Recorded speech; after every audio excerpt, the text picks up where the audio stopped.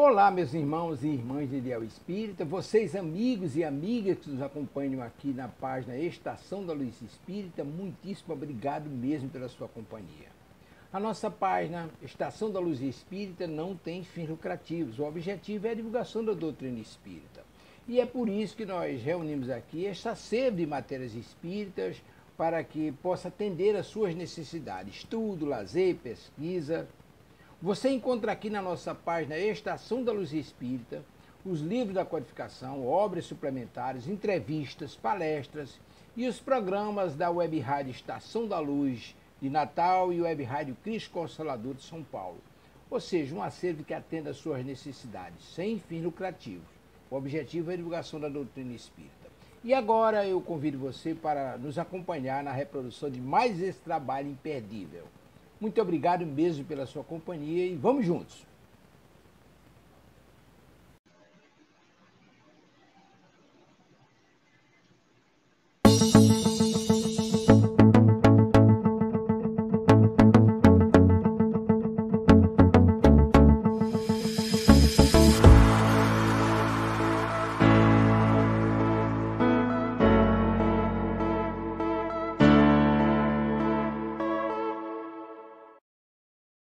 Boa tarde, sejam todos bem-vindos a mais um programa Web Rádio Cristo Consolador na área. E hoje é dia, não está passando a cola, produção, mas hoje é dia de História de Jesus por Amélia Rodrigues, o livro Vivendo com Jesus, história de hoje, Mãos Mirradas. E como é uma história longa, vamos partir direto para a prece? Gratidão, gratidão, gratidão, Senhor Jesus, pelo muito que nós recebemos, pelo seu amor que nos cura interiormente, que nos mostra o caminho da cura, que nos alimenta, que mata a nossa sede. Gratidão, Senhor Jesus, por tudo que nós recebemos da sua misericórdia para conosco. E gratidão a Maria, que nos envolve, nos sustenta e nos acolhe, e nos lembra que mesmo nos momentos de maior dor, isso também vai passar. Gratidão, profunda gratidão, e que todos nós, encarnados e desencarnados, possamos permanecer em paz. Graças a Deus. Pergunta número 1, como você está se sentindo hoje? Pergunta número 2, a água está por aí? Vamos lá. Espero que não me dê muito banho.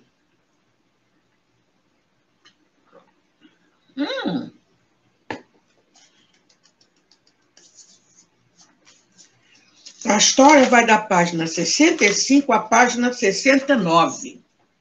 Então, eu vou intercalando material da doutrina espírita, livros subsidiários, como a gente sempre faz, tá? Então, vamos começar. Mãos Mirradas. E ela já começa nos remetendo, mais tarde eu vou falar alguma coisa sobre isso, a Marcos 3, 1 a 6. E ela nos pega pelas mãos e nos leva para passear naquela região, mais uma vez. Enquanto a balada do Evangelho derramava alegrias nas mentes ingênuas e nos corações sofridos das massas, as multidões se acotovelavam e se empurravam para vê-lo, tocá-lo, estarem perto dele. Multidões e multidões mesmo. Tem um determinado momento da passagem de Jesus que haviam 5.000 pessoas. Melhor, 5.000 homens, porque ali não foram contadas mulheres e crianças. Agora imagina. E aquele momento que ele, a hemorroíça foi até ele, e conseguiu, na fé, assim, basta que eu toque na ponta da roupa dele, que eu vou ficar curada. E ela conseguiu, sim. Quando ela fez isso, aquela multidão em torno dele, empurra para lá, empurra para cá, e ele fala assim, pergunta assim, quem foi que me tocou? Aí os discípulos, peraí, tá todo mundo te perguntando aqui, te empurrando para cá, você pergunta quem foi que te tocou? Sim, porque senti que saiu de mim uma virtude. A fé dela conseguiu absorver o que ela necessitava, a fé. E, né, gente para tudo quanto é lado buscando a mesma coisa. Todos aqueles que tinham dificuldades e problemas viam em Jesus o seu libertador e nele depositavam sua confiança, sua ansiedade. Ele passeava o olhar compassivo e em todos infundia ânimo e esperança, confortando-os com ou sem palavras, mediante a irradiação do seu psiquismo e da sua ternura incomparáveis. E aí a gente já para. E vai lá no livro Sementeira da Fraternidade, edição antiga, na página... Deixa eu tirar isso aqui para cá. Opa, não cai não. Não pode quebrar, não. Que é uma página também de Dona Amélia Rodrigues. Olha que interessante. 196. Está aqui. Não vou lê-la toda, que não vai dar tempo. A grande tribulação. E Jesus, vendo a multidão, informa o evangelista Mateus no capítulo 5 das suas narrativas.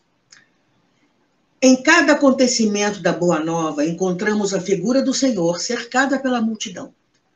Médico divino, atendia aos magotes de enfermos de todo o matiz, ansiosos das bênçãos da saúde. Justo juiz, inspirava confiança nos corações perturbados pela disputa nos jogos imediatos dos valores perecíveis, de que se faziam mordomos infiéis. E o mordomo não tem... não é sentido de hoje que a gente fala de mordomia, não. Mordomo para servir mesmo. Sábio instrutor, inundava os espíritos sedentos da luz do saber com o verbo eloquente da bondade e do discernimento. Augusto amigo, socorria as massas desvairadas rumando sem norte. Enviado celeste, distendia as compassivas mãos em auxílio dos homens, perdido nas malhas escravizantes da matéria. Sublime pastor, fez-se o refúgio dos rebanhos humanos, sitiados pelos lobos rapaces, em marcha para os abismos da morte. Nos lares onde pousava, após as fadigas do dever, demorava-se solicitado pela ansiedade familiar, atendendo aos problemas domésticos. No harmonioso cenário da natureza, acolhia as almas humildes dos discípulos simples, comprometidos com os problemas da carne, entre os desejos do céu e as necessidades da terra. Nas jornadas pelos longos caminhos, fazia-se alvo das mulheres humildes que lhe rogavam bênçãos e atenções. Somente quando, ocultando-se por entre os ciprestes verdes, desaparecia para mergulhar no oceano da soledade, é que encontrava ensejo para comungar com o amorável Pai, a fim de logo após descer à multidão desarvorada, aflita e necessitada.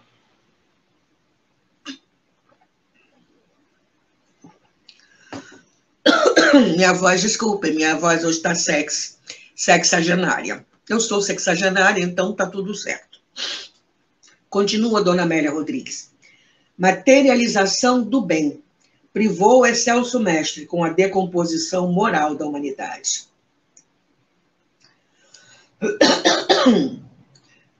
Jesus é o símbolo e a realidade da vida triunfante.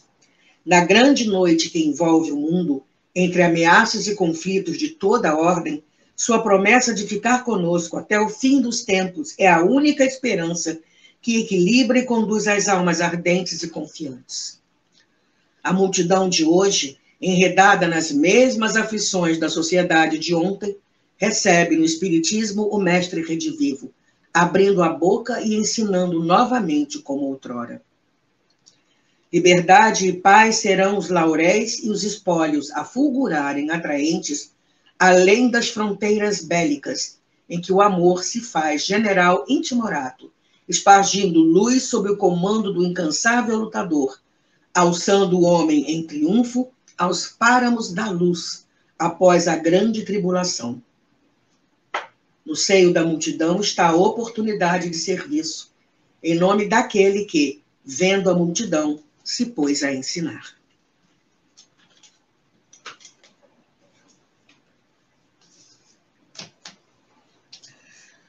Continuando, simultaneamente, porém, a noite que predominava nos corações dos opressores e governantes impiedosos, dos dominadores de um dia, dos religiosos presunçosos e ricos de inveja, dos cobiçosos, de todos aqueles que somente desfrutavam de primazias e honras, temendo perdê-las, preparava o caldo de cultura do ódio para infamá-lo, para o pegar em alguma contradição, cujas armadilhas estabeleciam com cinismo e sofismas bem urdidos.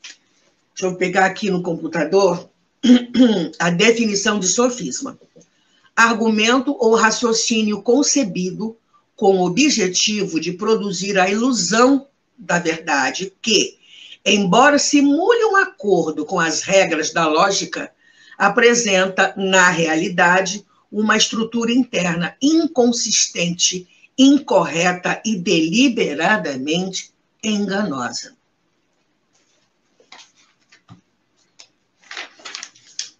Continuando. Mas Jesus os conhecia e se fazia inalcançável às suas intrigas, né? As armações, as armadilhas farisaicas, hediondas e venais. Aumentava o número daqueles que se beneficiavam com seu socorro e crescia a onda que se propunha afogá-lo nas suas águas torvas e iníquas. Quanto mais o bem Jesus fazia, mais a intriga ia atrás dele.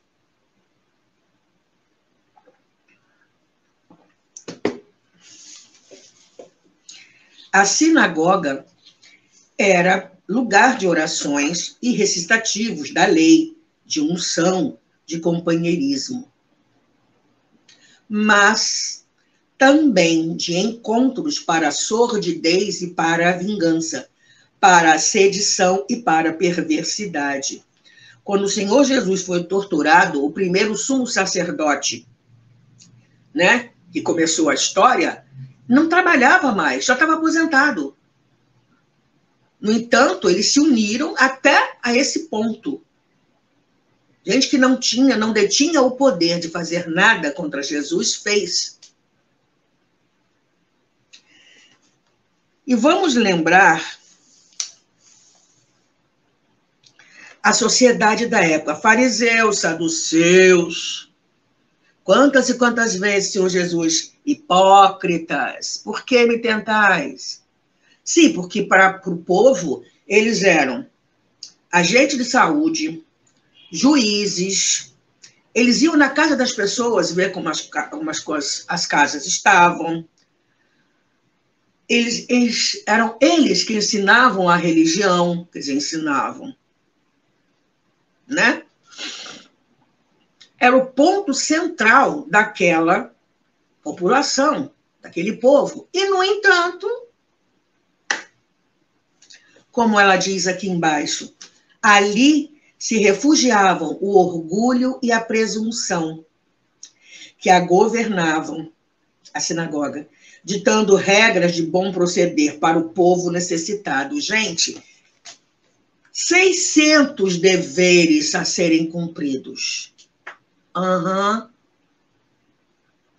Você cumpria? Era a história. Faço o que eu digo, mas não faço o que eu faço. E era ruim. 600 deveres, todo dia, bonitinho.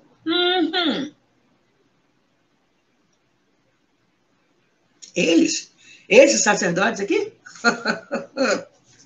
Não mesmo. Entre eles, os que se permitiam todos os privilégios tornavam-se conhecidos pelas suas mesquinharias e fraquezas, pelos seus comportamentos vis e perturbadores, que sabiam disfarçar diante daqueles que os ouviam e respeitavam, embora eles não se respeitassem a si mesmos, pois que se isso ocorresse, impor-se-iam outra conduta moral. E aí a gente para pensar.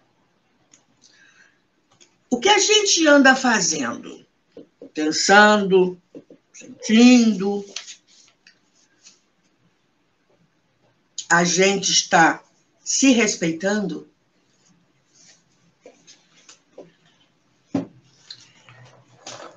O Espírito Hamed, já conversamos sobre esse livro às quartas-feiras, Um Modo de Entender, Uma Nova Forma de Viver.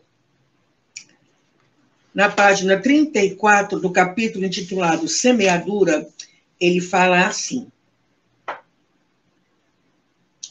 a pior colheita é a dos frutos da desventura, não crer em si como espírito imortal, nem em Deus e prosseguir vivendo nessa condição. Felicidade, não. Aqui, somos nós que escolhemos os valores éticos, culturais, ideológicos, religiosos e afetivos. Vou até repetir. Somos nós que escolhemos os valores éticos, culturais, ideológicos, religiosos e afetivos, de acordo com nossa coerência interna e nosso grau evolutivo. Então, de acordo com essa escolha, a gente já pode, né, desconfiar de como é que a gente está. Emmanuel tem o seguinte conselho. Quer se conhecer? Preste atenção naquilo que você pensa, aquilo que você sente quando você está completamente sozinho. Não estou falando aqui nem de desencarnados. É encarnado, nenhum por perto. Você descobre cada coisa. Continua aqui. No entanto, precisamos igualmente compreender que o controle sobre a nossa vida não é ilimitado nem absoluto. Livre-arbítrio não significa onipotência ou poder soberano. É uma possibilidade de decidir, uma força em nossa vida, não há dúvida, mas não a única que dirige a existência humana. Porque aí entra o quê? Que dirige as nossas vidas? As leis divinas. Vai discutir com Deus? O pior é que a gente discute. A gente discute. Quando acontece alguma coisa séria na nossa vida, a gente briga com Deus. Por que Deus fez isso comigo?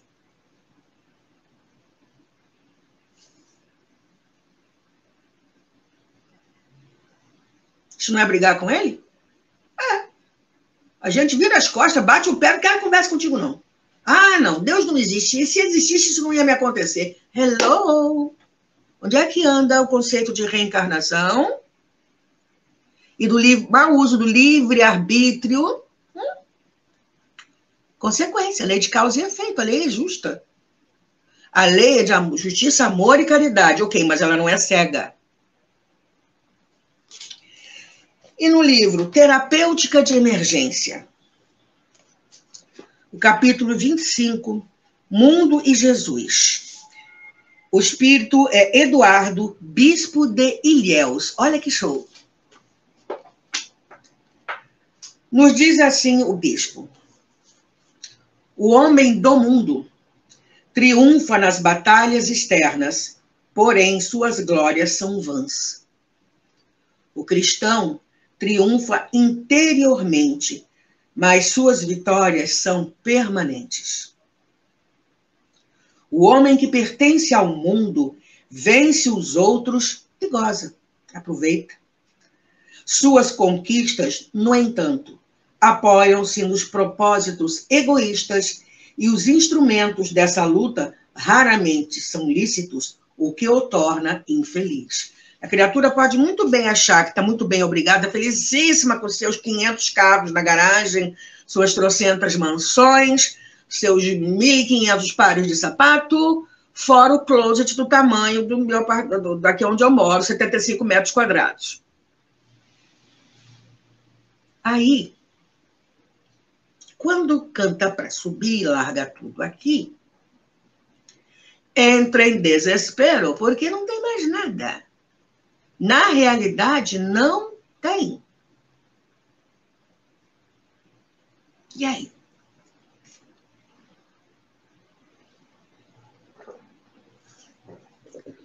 Ele simplesmente pira na batatinha. Tem um caso real, no livro Instruções Psicofônicas, a gente já conversou sobre esse livro, em que o cara não dava até logo nem assim. Vai que escapole alguma coisa aqui pelo cantinho do dedo, né? Quando ele desencarnou, ele se viu fechado num lugar esquisito e tal. Aí, agora eu não lembro se foi alguém, algum companheiro espiritual, acredito que foi, que o tirou de lá de dentro. E aí ele olhou para um lado, olhou para o lado, uma série de paredes altas e tal. Quando ele olhou bem, eram cofres fortes. Meteu o pé, estava no cemitério. Época do bonde, fez sinal para o bonde não parou nada. Então ele deu uma de carioca. Correu, o brasileiro correu para entrar no bonde.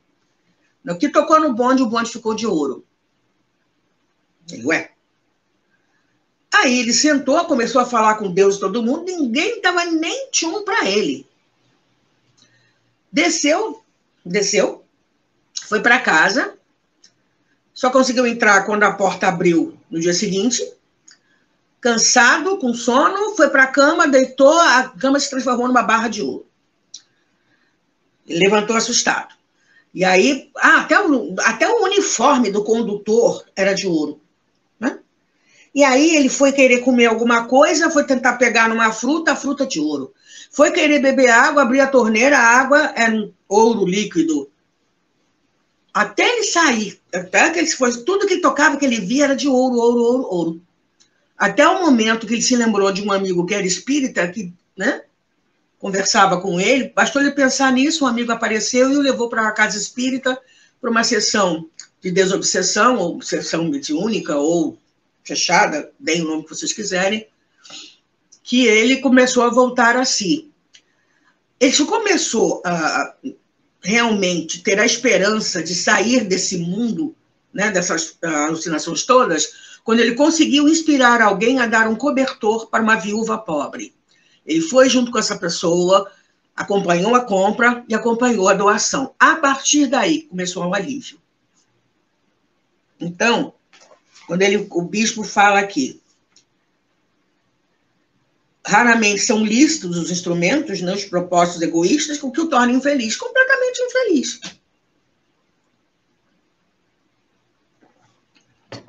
O homem que se entrega ao Cristo se vence a si mesmo, usando os recursos da dignidade quanto do valor moral em que se apoia. Todavia, suas realizações promovem-no à paz. O mundo de Jesus. O mundo é representado pelas paixões e Jesus através das renúncias. Por quê, gente?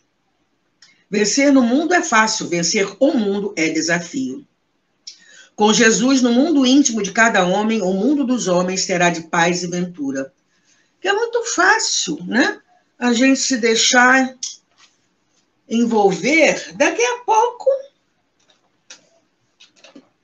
e trabalhar a renúncia não é virar mendigo. É renunciar às coisas que nosso orgulho nos diz para fazer, nossa inveja nos diz para falar, nosso egoísmo e tal, não. A tal negócio, a outra dupla de palavras complicadinhas da doutrina espírita. Reforma íntima. É esse trabalho de largar para trás o homem velho e ir em frente.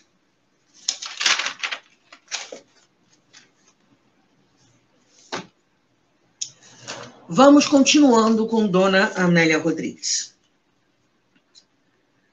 Bom, assim sendo, já que ele teve, voltando aqui, foi Dona Amélia dizendo para a gente que lá na sinagoga estava orgulho, presunção, que ditavam regras de bom proceder para o povo necessitado, mas eles mesmos nada, né? E entre eles, né, tornavam-se conhecidos pelas mesquinharias, fraquezas, comportamentos vis e perturbadores, que quem ouvia a pregação religiosa, quem ouvia, né, os via todos paramentados e tal, nossa. Eles sabiam disfarçar. diante daqueles que os ouviam e respeitavam. Eles eram respeitadíssimos, embora eles não se respeitassem a si mesmos.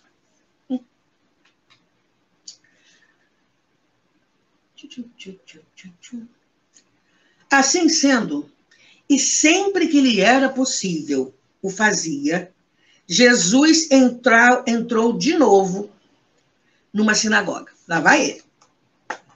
É aqui que está a encrenca? É aqui que eu vou entrar. Havia ali um homem que tinha a mão paralisada. Chegamos na mão mirrada, né?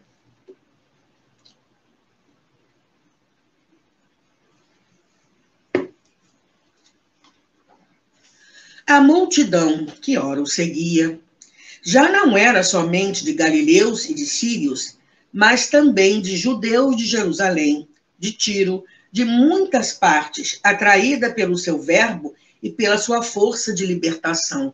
Gente, a gente tem noção? Bom, acho que a maioria de nós esteve naquela época, né?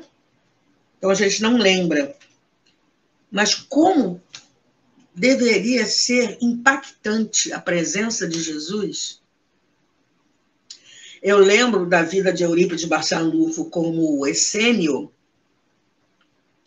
em que o grupamento todo dos essênios estava procurando por Jesus. Sabiam que ele já estava reencarnado, só não sabiam onde. Então, eles rodavam o país inteiro à busca, né, da criança. E teve um momento que aí Jesus já era adolescente, Jesus veio ao encontro deles.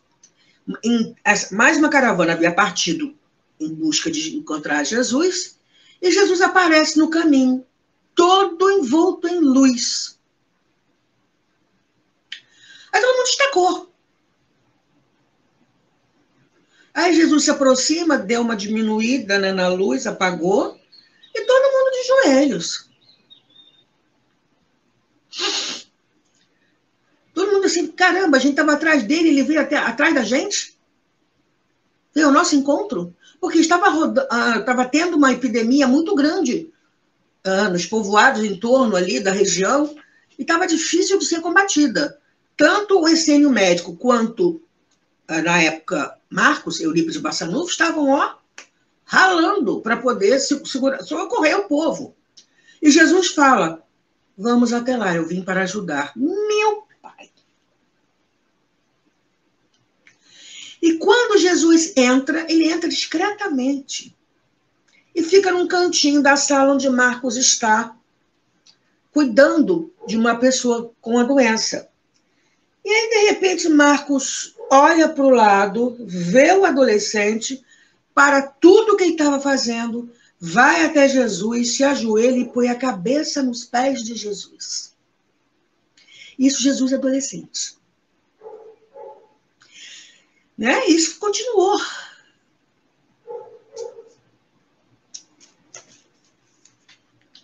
E isso ainda não era o início da missão dele, não. A missão dele começou depois, quando ele atingiu os seus 30 anos, que depois ele deve ter voltado para casa, e daqui a pouco estava trabalhando na carpintaria, pediu para trabalhar, e ficou trabalhando lá, para depois ir atrás daqui, desse pessoal. Lá fora, continua, né? Na paisagem irisada de luz, as anêmonas balançavam nas hastes frágeis e violetas miúdas derramavam perfume nos rios do vento que o conduzia por toda a parte. A astúcia dos adversários esperava que ele se propusesse a curar no sábado, a fim de terem motivo para prendê-lo por desacato à lei que estabelecia o repouso nesse dia. Que lei é essa? Está em Êxodo, capítulo 31, versículo 15. Durante 6 dias se deverá trabalhar. O 7º dia, porém, é o sabá, o tempo do repouso absoluto em honra e adoração a Yahvé. Todo aquele que trabalhar no dia do sabá deverá ser executado sumariamente. Já que Deus trabalhou 6 dias e no 7º descansou, no 7º dia ninguém fazia absolutamente nada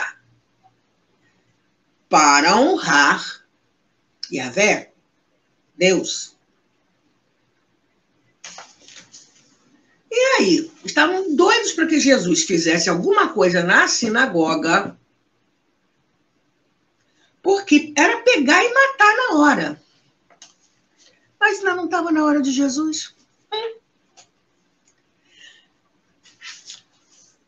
O mestre conhecia-lhes a intimidade dos sentimentos ultores e a vileza moral em que se debatiam. Por isso mesmo não os temia. Antes se compadecia da sua miséria espiritual. Compadecer-se, sentir compaixão. Compaixão vem da palavra latina compassio, entender a dor de outra pessoa. Essa compreensão leva ao desejo de ajudar, partilhando o peso da dor. Por isso que está lá, no capítulo 6 das Instruções dos Espíritos, o Espírito de Verdade, disse assim, Paris, 1860, homens fracos, que compreendeis as trevas das vossas inteligências, não afasteis o facho que a clemência divina vos coloca nas mãos para vos clarear o caminho e reconduzir-vos, filhos perdidos, ao regaço de nosso Pai. Sinto-me por demais tomado de compaixão pelas vossas misérias, pela vossa fraqueza imensa, para deixar de estender mão socorredora aos infelizes transviados que, vendo o céu, caem nos abismos do erro. Crede, amai, meditai sobre as coisas que vos são reveladas. Não mistureis o joio com a boa semente, as utopias com as verdades.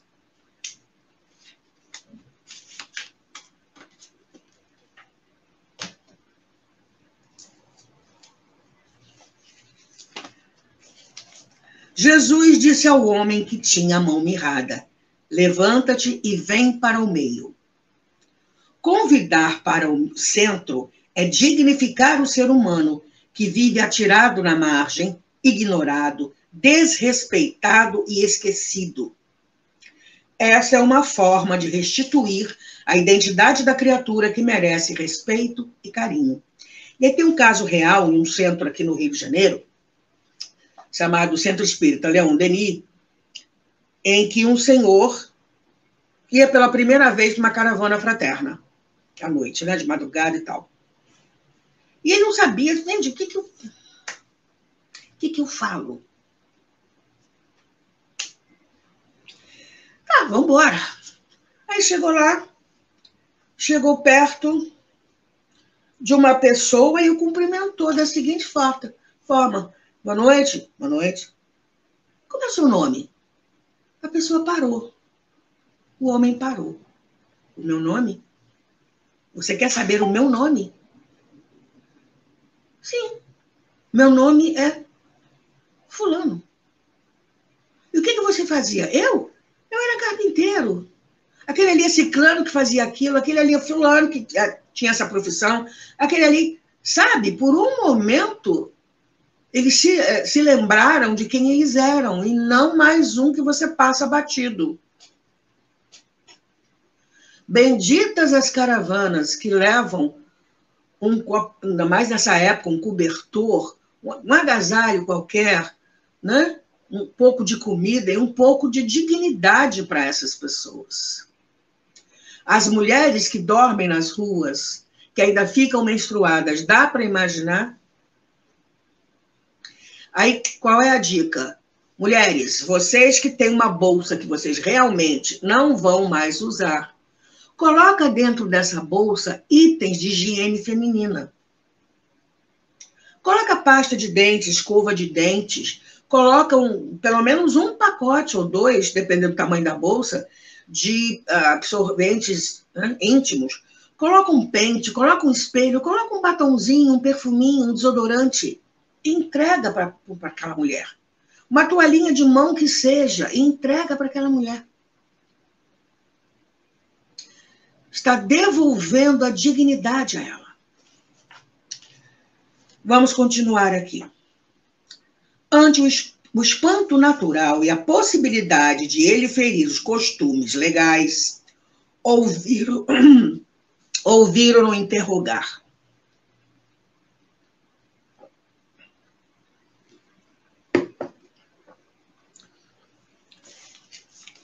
Porque, né? Aí já está parte da conversa com o pessoal da sinagoga. É lícito, Jesus falou,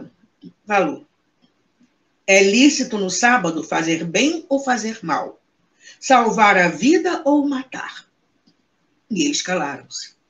Eles queriam pegar Jesus pelo pé. A pusilanimidade deles não corria risco de perdê-los, tomando uma definição. O que é pusilanimidade? Fraqueza moral é aquele que é covarde, que é medroso, que é fraco.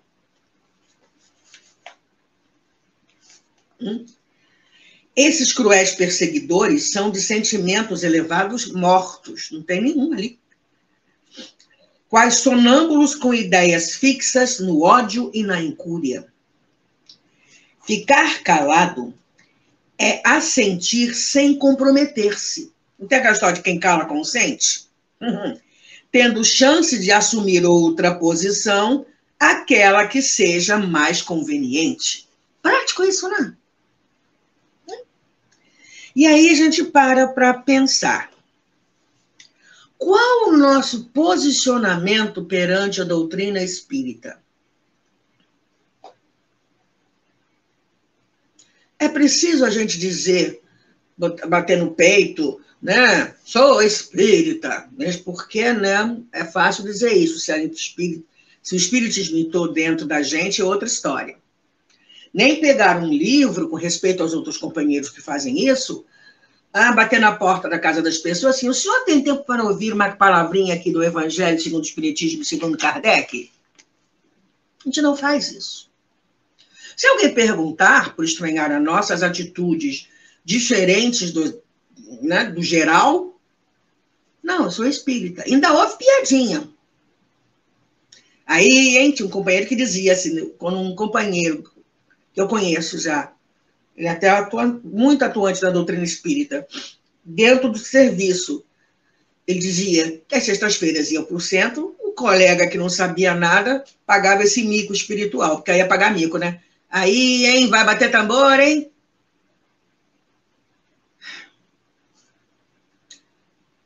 Então, tem que ver essa confusão. É a época da ditadura no Brasil, Getúlio. As religiões foram todas proibidas, mas o presidente da FEB, na época, foi até lá, procurou o presidente ditador do Brasil e explicou o que era. Então, o espiritismo foi liberado. O espiritismo é uma ciência com as consequências religiosas e filosóficas, certo? E aí, as outras casas de outras religiões, né, quando viram que havia sido liberado, começaram a colocar uma placa na frente assim, Centro Espírita Pai Oxalá. Pronto. E aí todo mundo acha que, a maioria das pessoas, pelo menos acredita, que o espiritismo é um ramo da Umbanda. Não é. A Umbanda é de matriz africana. Começou em Niterói em 1916. A doutrina espírita na França em 1857. Tudo a ver.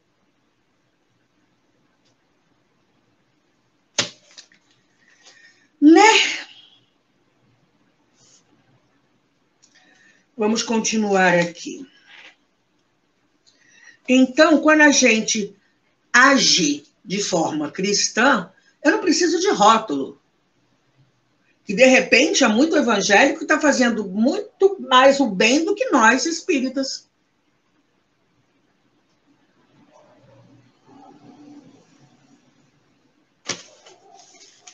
Continuando aqui. Passeando à volta de si um olhar sem cólera sobre eles, entristecido pelo endurecimento de seus corações, disse ao homem, estende a tua mão. E ele a estendeu, e foi-lhe restituída a sua mão, sã como a outra. Gente, às vezes eu fico pensando, quando a hanseníase começa a entortar os dedos e a face ficar deformada, e Jesus recupera o rosto, recupera as mãos, recupera a parte do corpo que já está começando a ter gangrena. Imagina isso, gente. A mão da pessoa assim, estende a tua mão, ele a estendeu, e a mão, tum, ficou funcional como a outra. Nesse episódio, a paranormalidade, e aqui não quer dizer, né, esse ramo espiritualista, mas Jesus estava acima, né, do que aquilo que é considerado normal, é novamente evidente. Ele tem o poder de restaurar os tecidos, influenciando o campo modelador da forma física, perispírito, trabalhando nas células com a sua mente extraordinária. E era assim, tum. Cada vez que a Dona Amélia nos mostra um lado, uma face do Senhor, eu fico assim, caramba.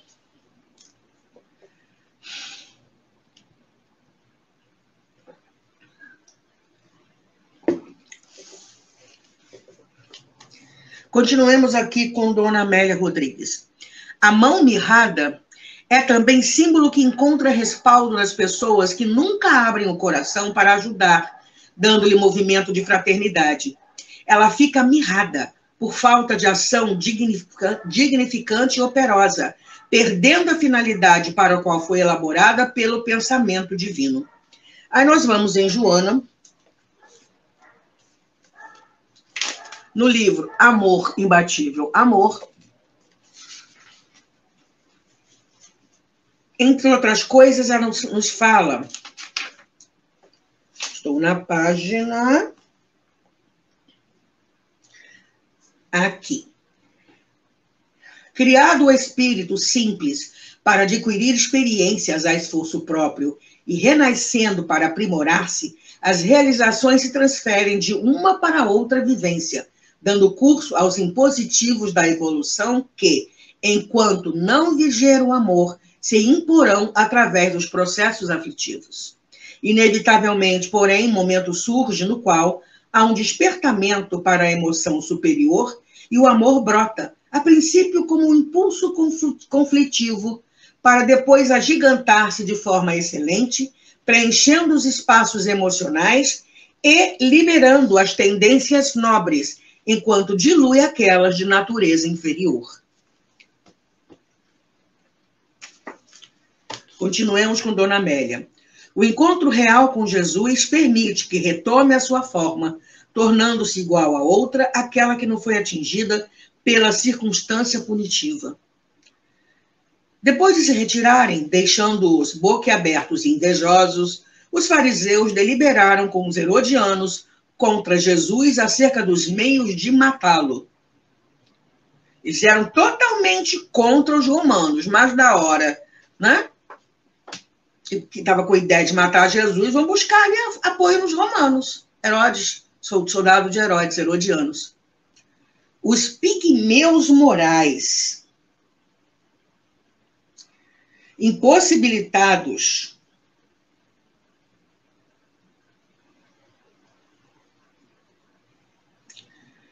de crescer espiritualmente para alcançar os missionários do bem e do amor, arquitetam planos para destruí-los, ignorando que não se aniquilam valores humanos, com artimanhas que jamais alcançam a realidade dos seres. Esses perseguidores são almas mirradas, sem ideais nem nobreza, perdidos no tempo e que naufragaram no egoísmo, debatendo-se nas suas malhas, sem conseguir libertação. Pertencem a todos os tempos e caminham ao lado dos construtores da dignidade humana a fim de prová-los, de os submeter ao seu cadinho purificador. Transformam-se em teste de resistência para os homens e mulheres que anelam pelo mundo melhor e se doam a essa causa. E aí, Emmanuel, no livro Religião dos Espíritos, nos fala assim: ante falsos profetas. Acautela-te em atribuir aos falsos profetas o fracasso de teus empreendimentos morais.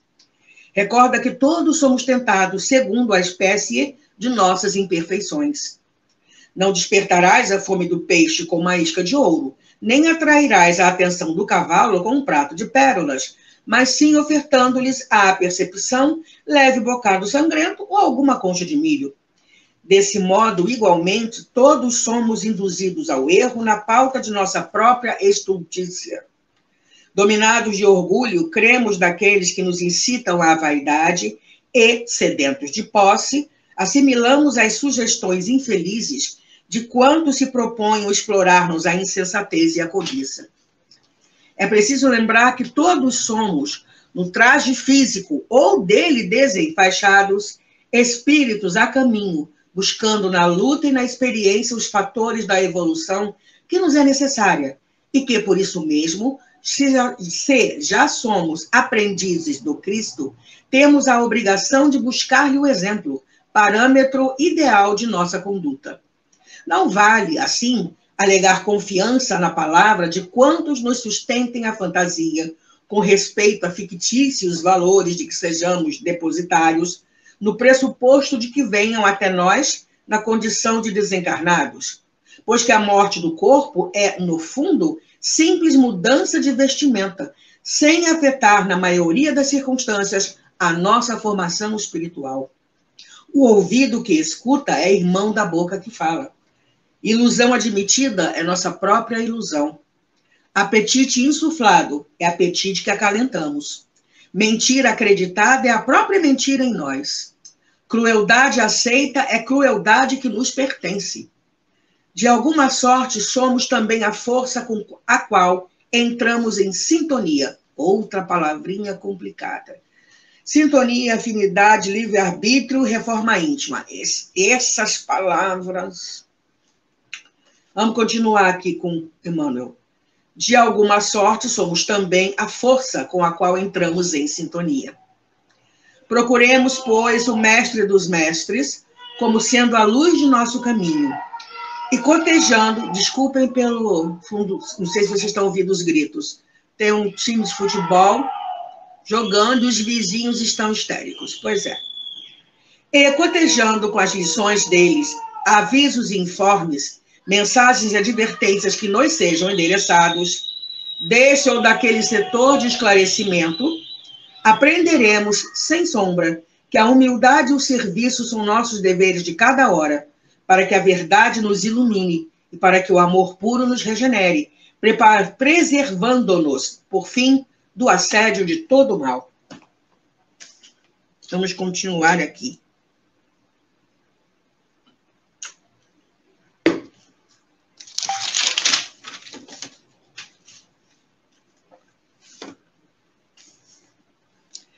São duros de coração, continuando, né, os perseguidores, que não se enternece nem se comove. O órgão vibra e impulsiona o sangue, mas nada tem a ver com a emotividade, com os sentimentos de beleza e de fraternidade. Terminam por tornarem-se carcereiros de si mesmos, enjaulando-se nas celas da indiferença que os entorpece e mata. Voltamos em Joana.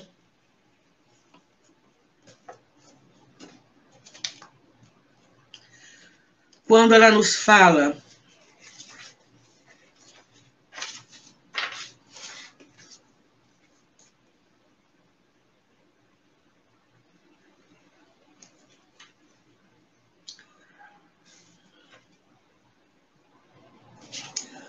no item amor que liberta, o amor, quando legítimo, liberta, qual ocorre com o conhecimento da verdade, isto é, dos valores permanentes, os que são de significado profundo, que superam a superficialidade e resistem aos tempos, às circunstâncias e aos modismos.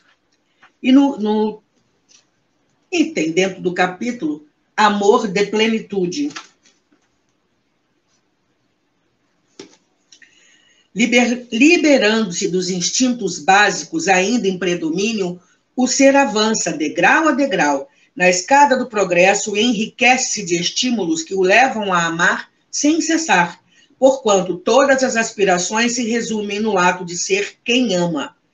A síntese proposta por Jesus em torno do amor é das mais belas psicoterapias que se conhece. Amar a Deus acima de todas as coisas e ao próximo como a si mesmo, em uma trilogia harmônica. Aí, continuando aqui com Dona Amélia, já caminhando para o final da história de hoje. Jesus os defrontará com mais assiduidade, porém sem atribuir-lhes qualquer significado, ou considerar-lhes a distinção que se permitem, aumentando neles o ódio e a perseguição. Eles passam.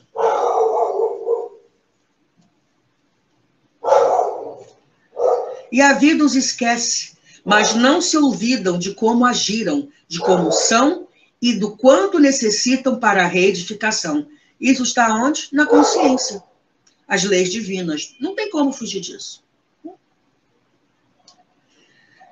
Há muitas mãos mirradas na sociedade nos dias atuais. Perderam a função superior e estiolaram as fibras que as constituem no jogo apetitoso dos interesses inferiores. Encontram-se no centro dos grupos, experimentam destaque, mas não são atuantes no bem nem na compaixão, para receber aqueles que eles mesmos expulsaram do seu convívio e ficaram na marginalidade. Agora constituem o grupo dos antigos fariseus e herodianos que sempre as usavam para perseguir e matar. Trouxeram-nas internamente mirradas, embora o exterior seja normal e atraente. Estão imobilizadas no cimento em que se encarceraram, aguardando Jesus para chamá-los ao meio e curá-los. E aí nós vamos no Evangelho, por Emmanuel, comentários ao Evangelho segundo Marcos.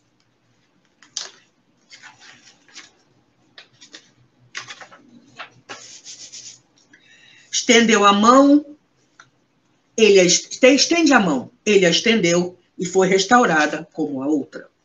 Marcos 3, 5. Mãos estendidas. Em todas as casas de fé religiosa há crentes de mãos estendidas suplicando socorro. Almas aflitas revelam ansiedade, fraqueza, desesperança e enfermidades do coração. Não seremos todos nós, encarnados e desencarnados, que algo rogamos à providência divina, semelhantes ao homem que trazia a mão seca? Presos ao labirinto criado por nós mesmos, eis-nos a reclamar o auxílio do Divino Mestre. Entretanto, convém ponderar a nossa atitude. É justo pedir e ninguém poderá cercear quaisquer manifestações da humildade, do arrependimento, da intercessão. Mas é indispensável examinar o modo de receber. Muita gente aguarda a resposta materializada de Jesus. Esse espera o dinheiro, aquele conta com a evidência social de improviso, aquele outro exige a imediata transformação das circunstâncias no caminho terrestre. Observemos, todavia, o socorro do mestre ao paralítico. Jesus determina que ele estenda a mão mirrada, e, estendida essa, não lhe confere bolsas de ouro, nem fichas de privilégio. Cura-a. Devolve-lhe a oportunidade de serviço. A mão recuperada naquele instante permanece tão vazia quanto antes. É que o Cristo restituía-lhe o ensejo bendito de trabalhar, conquistando sagradas realizações por si mesmo. Recambiava-o às lides redentoras do bem, nas quais lhe cabia edificar-se e engrandecer-se. A lição é expressiva para todos os templos da comunidade cristã. Quando estenderes tuas mãos ao Senhor, não esperes facilidades, ouro, prerrogativas. Aprende a receber-lhe a assistência, porque o divino amor te restaurará as energias, mas não te proporcionará qualquer fuga às realizações do teu próprio esforço. Produção, alguém para eu dar oi? Encarnados não, tá tudo bem do jeito que tá, sim. Desencarnado não, encarnado alguém ou partiu prece? Joel! Oh, bem-vindo, amigo!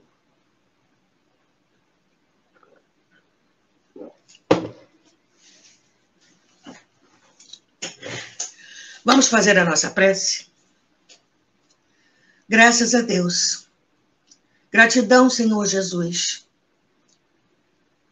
por dizer não, muitas vezes, aquilo que nós pedimos ao seu coração.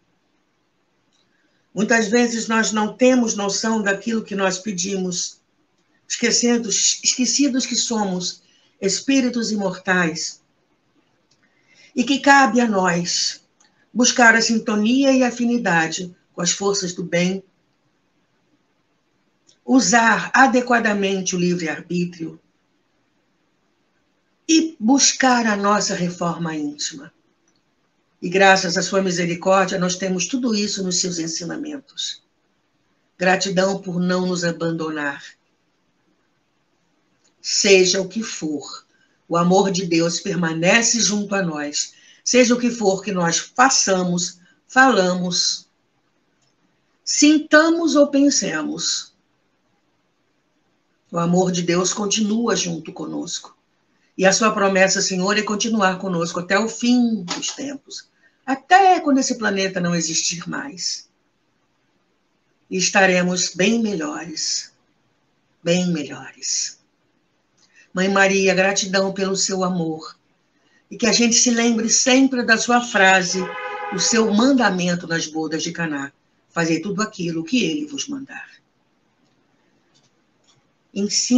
Então, assim, com gratidão nos nossos corações, que todos nós, encarnados e desencarnados, possamos permanecer em paz. Graças a Deus. Acabou o meu tempo. Até domingo que vem com outra história. Gratidão por ter estado aqui comigo. Fique bem. Tchau.